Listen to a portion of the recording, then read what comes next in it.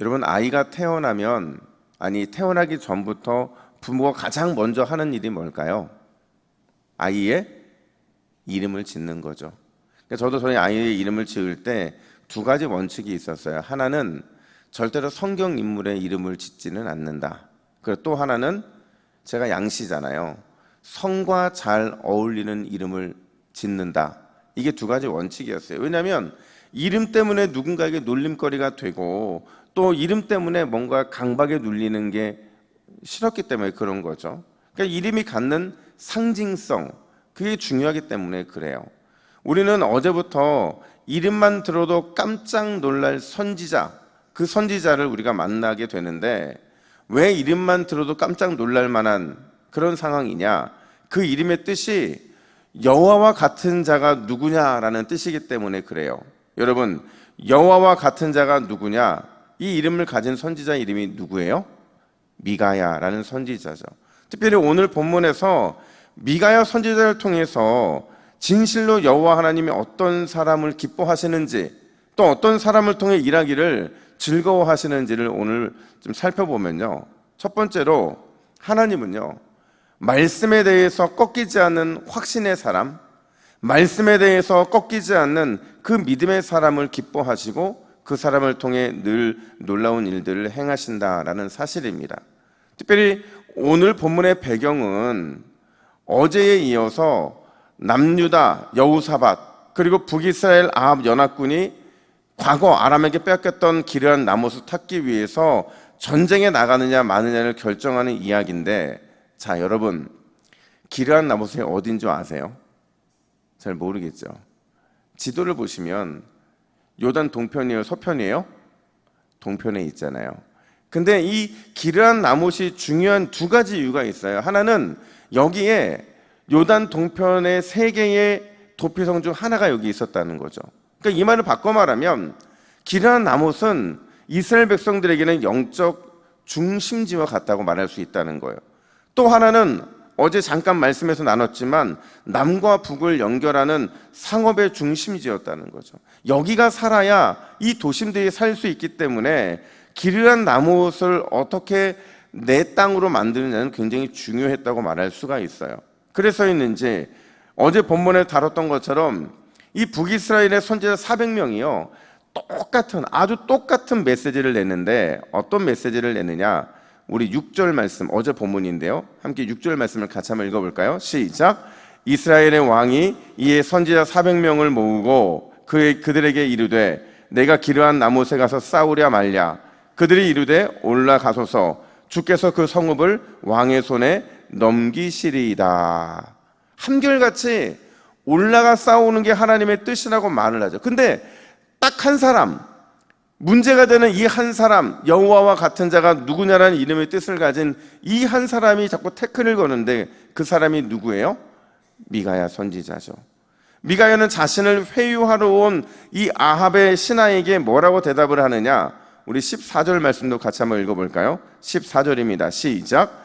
여호와께서 살아계심을 두고 맹세하노니 여호와께서 내게 말씀하시는 것 곧 그것을 내가 말하리라 하고. 아멘. 뭐라고 말을 해요? 여호와께서 살아계심을 두고 맹세한다. 그러니까 여호와 이름을 맹세하는 거, 그만큼 확신이 있는 거죠. 누가 말씀하신 것을 내가 말하겠다고 말을 해요? 여호와를 두 번이나 강조하면서 내가 지금 하는 말은 여호와 하나님이 주시는 말에서 과감없이 하겠다라는 것을 말하고 있는 거죠. 이건 역으로 말하면 앞선 400명의 이 선지자들이 어떤 예언을 했다는 거냐?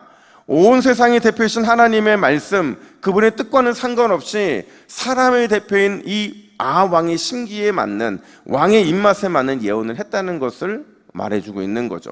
그러니 자신은 절대로 그렇게 하지 않겠다는 거예요. 단호하게 거절하면서 나는 하나님의 말씀만을 있는 그대로 전하겠다고 말하고 있는 거죠. 근데 여러분 생각해 보세요. 이게 쉬운 일일까요? 쉽지 않아요. 이놈만 놓고 생각해 보세요. 지금 한 사람, 이 단 한 사람이 몇 명과 싸우고 있는 거예요? 400명과 싸우고 있는 거죠. 다수의 일치된 의견이 있어요. 그리고 이들 뒤에는 당시 최고의 권세가 있다고 말하는 왕이 있잖아요. 여기에 반기를 든다?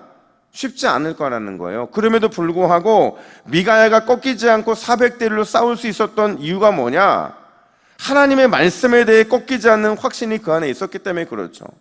하나님의 말씀에 대해서 꺾이지 않는 믿음을 가졌기 때문에 그는 물러설 수가 없었던 거예요. 자, 보세요. 그가 얼마나 확신 있게 믿음으로 하나님의 말씀을 붙잡냐면 15절 하반절에서 전쟁에 나가는 이 아합 왕을 왜 뭐라고 조롱을 하느냐?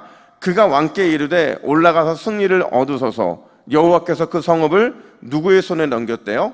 왕의 손에. 이건요 사실이 아니잖아요. 하나님께 받은 말씀이 아닌데 이렇게 말하고 있는 것은 지금 아합 왕을 조롱하고 있는 거죠. 그럼 나가봐라. 한번 나가봐라. 어떻게 되는지 한번 봐라. 이렇게 조롱하는 것을 또 눈치를 챕니다. 그러자 아합에게 다시 한번 뭐라고 선언하냐면 17절 말씀을 같이 한번 볼까요? 시작. 온 이스라엘이 목자 없는 양같이 산에 흩어졌는데 여호와의 말씀이 이 무리에게 주인이 없으니 각각 평안히 자기 집으로 돌아갈 것이라 하셨나이다. 아멘. 결국 말씀대로 패할 것이다. 한번 가봐라. 결국 그대로 이루어지게 될 거라는 것을 말하고 있더라는 거죠. 사랑하는 여러분, 하나님은 어떤 사람을 통해 위대한 일을 행하기를 기뻐하시느냐? 하나님의 말씀이 내 앞에 떨어졌으면 그 말씀에 대해서, 오늘 내 앞에 하나님이 주신 말씀이 딱 떨어졌으면 그 말씀에 대해서 타협하지 않고 꺾이지 않는 믿음과 확신으로 살아가는 사람, 그 사람을 하나님은 기뻐하시고 그 사람을 통해서 위대한 일을 행하실 줄 믿으시기를 축복합니다. 여러분, 하나님의 말씀은 살아있어요. 활력 있고 예리해요. 모든 것을 찔러 쪼개는 능력의 말씀이에요. 그래서 우리는 그 말씀을 붙잡아야 되는 거죠. 오늘도 그 말씀 붙잡고 꺾이지 않는 이 믿음의 확신으로 말씀으로 승리하시기를 주님의 이름으로 축복합니다. 뿐만 아니라 두 번째로, 하나님은요 언제나 내 뒤에 하나님이 계신다라는 확신으로 살아가는 사람을 기뻐하시고 반드시 그 사람을 사용을 하십니다. 오늘 본문을 묵상해 보면 미가야 선지자 참 딱해 보이죠. 외로워 보이고 굉장히 무기력해 보여요. 실제로 그렇죠. 미가야는 혼자예요. 처음부터 끝까지 혼자입니다. 반면에 미가야를 공격하는 사람들은 다수잖아요. 400명이 있고요.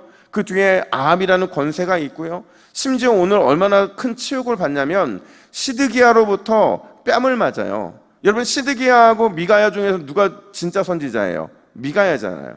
근데 미가야가 뺨을 맞는 치욕을 당하고 심지어 아합으로부터 어떤 협박과 경고까지 받게 되느냐. 27절 보니까 미가야를 뭐라고 해요? 이놈이라고 말을 합니다. 이놈을 옥에 가두고 내가 평안히 돌아올 때까지 고생의 떡과 고생의 물을 먹이라. 이 고생의 떡과 고생의 물이 뭔지는 정확히 모르겠지만 옥에 가두고 그를 심하게 다루겠다라는 거죠.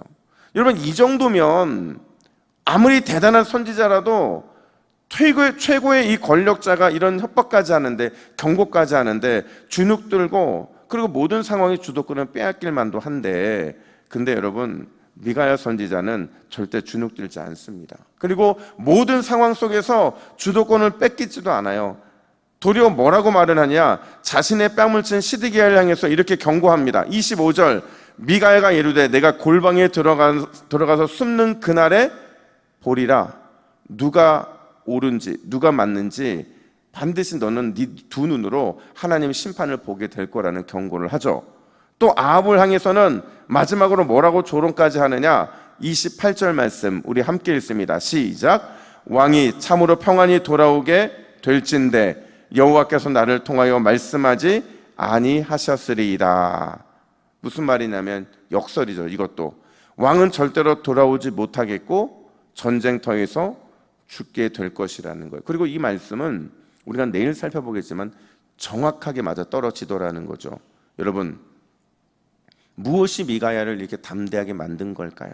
자기를 협박하고 핍박하고 자기를 심한 공포로 떨게 만드는 바로 이 상황에서 무엇이 미가야로 하여금 더욱 확신 있고 모든 주도권을 갖고 말할 수 있게 했느냐? 바로 내 뒤에 하나님이 계신다. 지금 미가야는 끊임없이 하나님께서 주신 말씀을 전하고 과감없이 전하면서도 이 모든 일들에 대해서 그 뒤에서 역사하시는, 아니 내 뒤에서 역사하시는 그 하나님의 확신 가운데 주눅들지 않더라는 거죠. 여러분, 비록 하나님은 눈에 보이지 않지만 언제나 저와 여러분 뒤에 있는 줄 믿으시기를 축복합니다. 이마누엘로 함께 하심으로 어디서든 무엇을 하든 우리 편이 되어 주시는 줄로 믿습니다. 오늘 우리가 가져야 될 믿음이 바로 이거죠. 오늘도 미가와 같이 이 담대함으로 이 믿음 갖고 세상에 나가 백전백승하시기를 주님의 이름으로 축복합니다. 우리 화면을 보시고 함께 기도의 제목을 같이 읽습니다. 시작.